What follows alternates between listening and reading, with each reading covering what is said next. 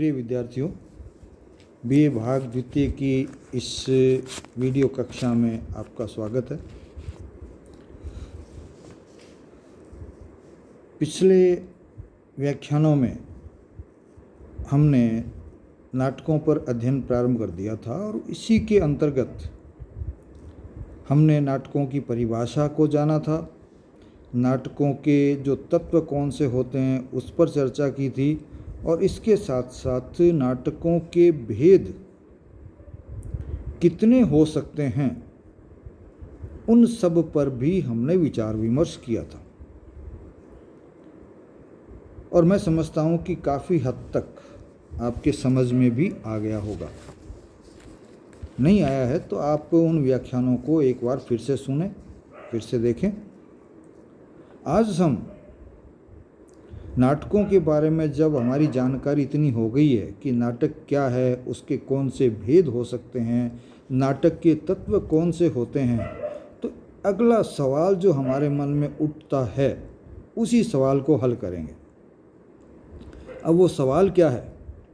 वो सवाल है कि नाटकों के बारे में हमने जो जाना है, नाटकों के वो तत्व, वो विशेषताएं किस तरह से नाटकों में आई और नाटकों ने अपना वो रूप किस तरह से प्राप्त किया और कहाँ से हम नाटकों को प्रारंभ मान सकते हैं। नाटक वैसे तो बहुत पुरानी विधा है और हमारे यहाँ संस्कृत काल से ही नाटक लिखे जाते रहे हैं। प्राकृत पाली में भी लिखे जाते रहे हैं, अन्य जो क्षेत्रीय भाषाएं हुई है उसमें भी लिखे जाते रहे हैं, अपभ्रंश में भी खूब नाटक लिखे गए हैं।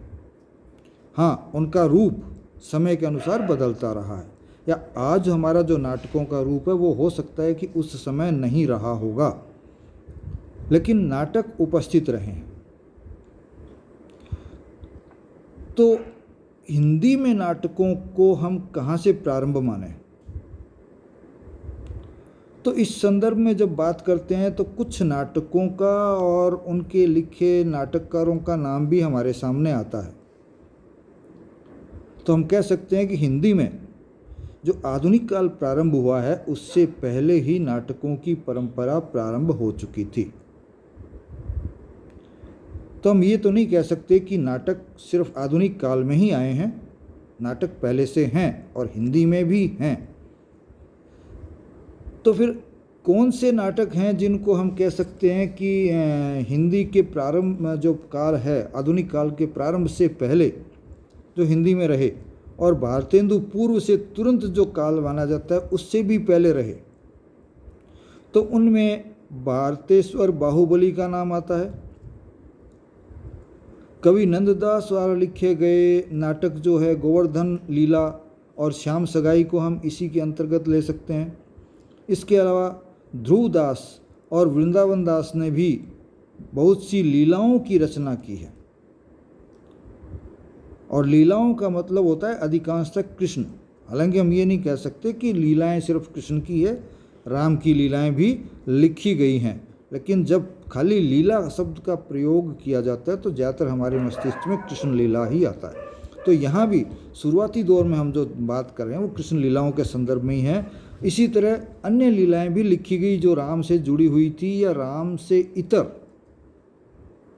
और कृष्ण से इतर जो हमारे पात्र हुए हैं उनकी जीवनी पर भी लीलाएं लिखी गई है, उनके जो कार्य हैं उन पर भी लीलाएं लिखी गई है।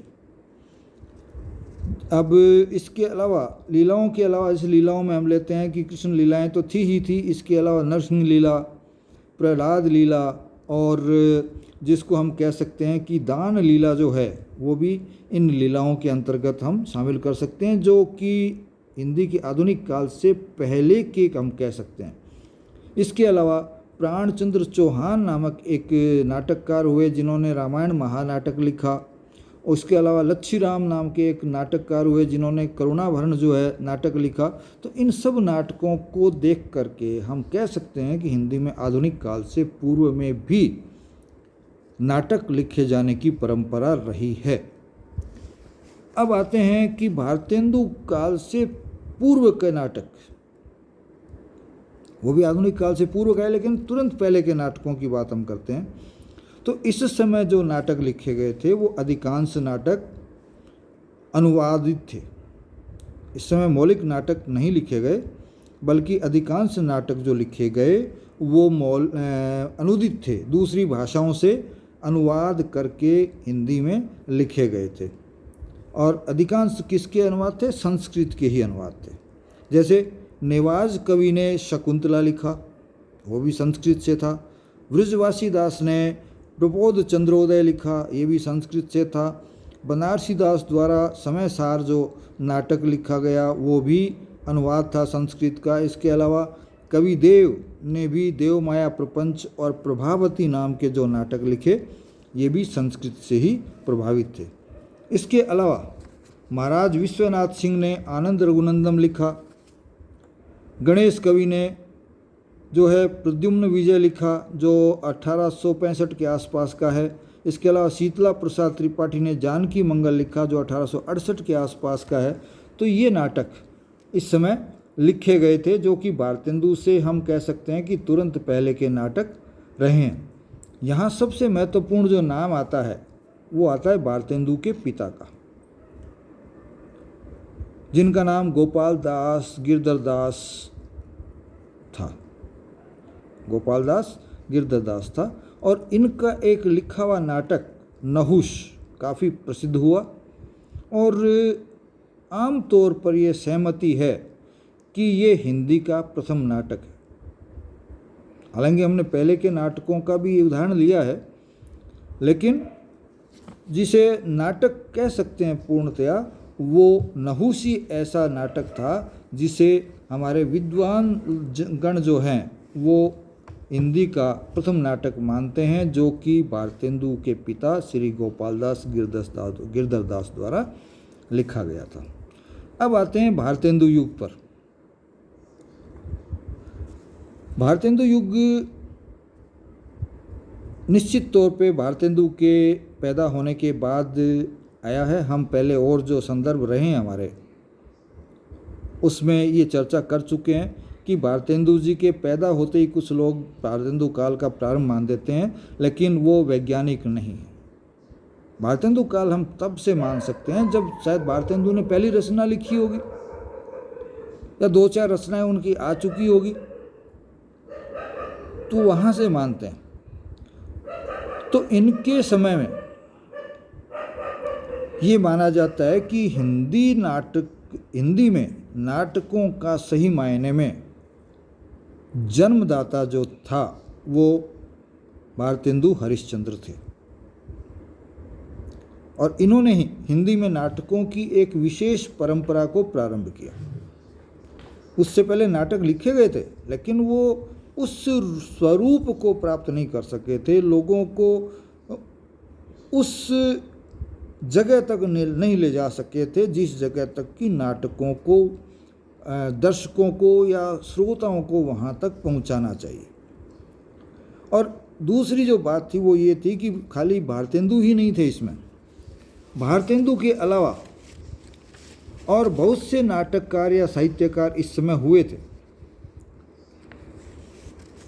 जिनका नाम मैं बीच बीच में लेता रहूँगा। एक आध का नाम है अंबिका दत्त व्यास जो है वो भी इसी समय के हैं। देवकी नंदन खत्री को भी आप इसी समय ले सकते हैं। शीतला प्रसाद त्रिपाठी को भी आप इसी समय का ले सकते हैं।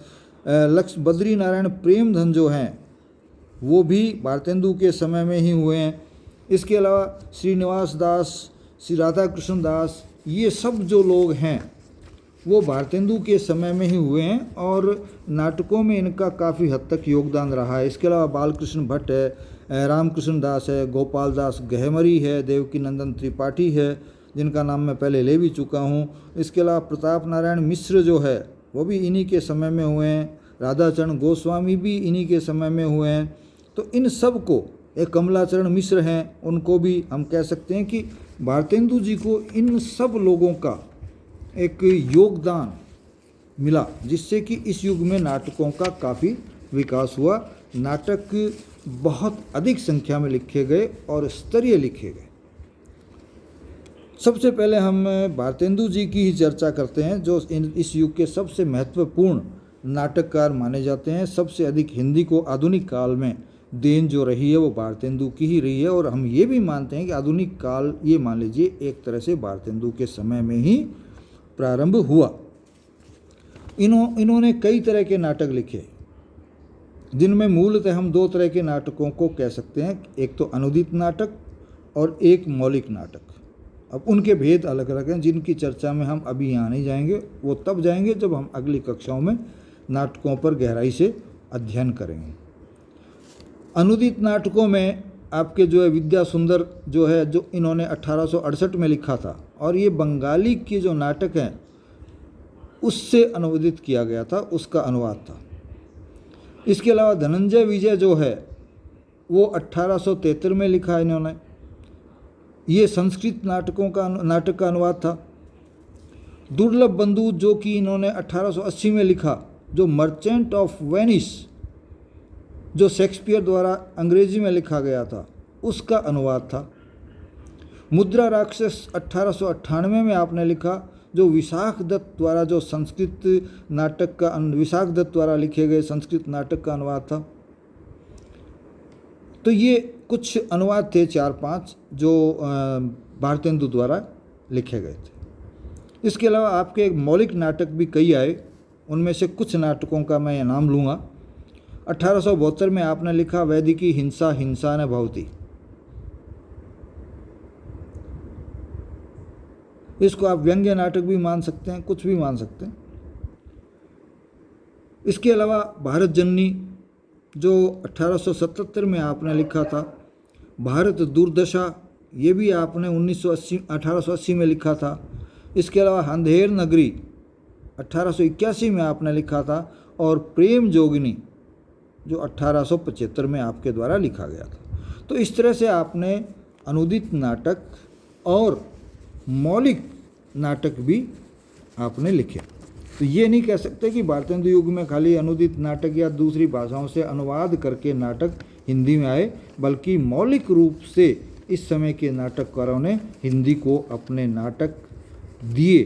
तो हम कह सकते हैं कि इस युग के रचनाकारों में अपनी मौलिक प्रतिभा भी नाटकों के संदर्भ में रही है। हाँ, ये हम कह सकते हैं कि आधुनिक जो नाटकों का तत्व है, या तत्व आधुनिक काल में माने जाते हैं, या जिन चीज़ों की आवश्यकता मानी जाती है, हो सकता है वो उस समय नहीं रहे होंगे। उन विषयों को भी उस समय इन्होंने नहीं छुआ होगा।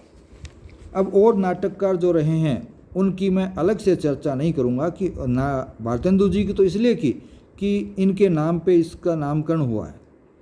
अन्य नाटककारों ने जो रचनाएं लिखी है वो मैं आगे जो चर्चा चलेगी, उन चर्चाओं के बीच बीच में जब उनके नाटकों के नाम आएंगे तो उसमें मैं कर दूंगा। अब आगे के जो बिंदु है उसमें हम चलेंगे भारतेंदु काल के नाटकों का वर्गीकरण। तो क्या भारतेंदु काल में एक ही तरह के नाटक लिखे गए या कई तरह के नाटक लिखे गए? यदि कई तरह के नाटक लिखे गए तो वो कौन कौन से थे, किस किस तरह के थे? तो जब कौन कौन से थे और किस किस तरह के हैं, तो इसका मतलब कई तरह के नाटक आ गए, और कई तरह के आ गए तो उनमें विभेदन भी अनिवार्य हो जाता है, तो उनका वर्गीकरण भी अनिवार्य हो जाता है, उनके भेद जानना भी हमारे लिए आवश्यक हो जाता है। तो हम आज के इस व्याख्यान में उन भेदों के नामों की चर्चा करेंगे, और बाकी उसके बारे में जो जानकारी है वो हम अगले व्याख्यान में लेंगे। तो इस युग में प्रवृत्ति के आधार पर नाटकों के कुछ भेद किए जाते हैं। लगभग 5-6 प्रकार के नाटकों के भेद इस युग में हमको प्राप्त होते हैं। पहला लेते हैं पौराणिक नाटक। इसमें कृष्ण से संबंधित नाटक भी है, राम से संबंधित नाटक भी है, तो अन्य जो पौराणिक पात्र हैं उन पर आधारित नाटक भी हमको मिल जाते हैं। दूसरे हैं ऐतिहासिक नाटक। पौराणिक बहुत पहले के हैं। फिर इतिहास काल के नाटक हमको मिल जाते हैं, जो ऐतिहासिक पात्रों को, ऐतिहासिक घटनाक्रमों को लेकर के लिखे गए। फिर रोमानी नाटक, चूँकि इस युग में पारसी थिएटर का प्रभाव काफ़ी अधिक था, तो वहाँ से ये रोमानी नाटक है जिसमें प्रेम और साहस की बातें लिखी जाती थी, वंचित की जाती थी। लोगों को उसमें काफ़ी अभिरुचि भी थी और लोग देखने भी काफ़ी आते थे। तीसरी जो है वो है सामयिक उपादान के आधार पर रचित नाटक। जो समसामयिक समस्याएं थी, जो आवश्यकताएं थी, या जो समाज को जिन चीज़ की जो कह सकते हैं कि जिनकी तरफ समाज देखना चाहता था या समाज आगे जाने के लिए उधर जाना चाहता था, वो सब बातें इस तरह के नाटकों में ली गई। चौथा है या पांचवा मान लीजिए प्रहसन, बहुत छोटे नाटक आकार में, बड़े ना को छोटे नाटक आकार में, वो भी इस युग में काफ़ी लिखे गए। और छठे प्रकार के जो नाटक लिखे गए वो थे प्रतीकवादी नाटक। इनमें जो पात्र लिए गए वो व्यक्ति असल में नहीं थे, बल्कि हमारी जो भावनाएं हैं, हमारे जो विचार हैं, उनको सीधा प्रकट नहीं करके प्रतीकों के माध्यम से नाटक लिखे गए और हमारी भावनाओं को, हमारे विचारों को प्रभावित करने का प्रयास किया गया। तो इस तरह से हमने आज ये जाना है कि नाटकों का विकास किस तरह से प्रारंभ हुआ। तो आधुनिक काल जहाँ से प्रारंभ मानते हैं, वहाँ से पहले हिंदी में नाटकों की परंपरा प्रारंभ हो गई थी। भरतेश्वर बाहुबली से लेकर के और नंददास द्वारा लिखित जो नाटक हैं, वो भी ध्रुवदास और वृंदावन दास द्वारा लिखित नाटक भी इसी में शामिल होते हैं। चाहे वो नरसिंह लीला हो, चाहे प्रहलाद लीला हो, तो दान लीला हो, किसी भी तरह के नाटक हो वो उसमें आ जाते हैं।